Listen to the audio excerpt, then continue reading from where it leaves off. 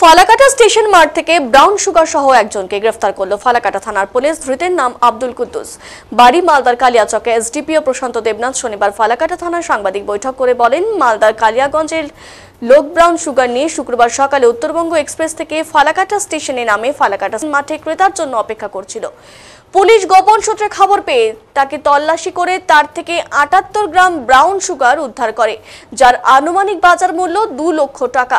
ধৃতকে শনিবার আদালতে তুলে ১০ দিনের পুলিশ হেফাজতে নেবার আবেদন জানাবে পুলিশ।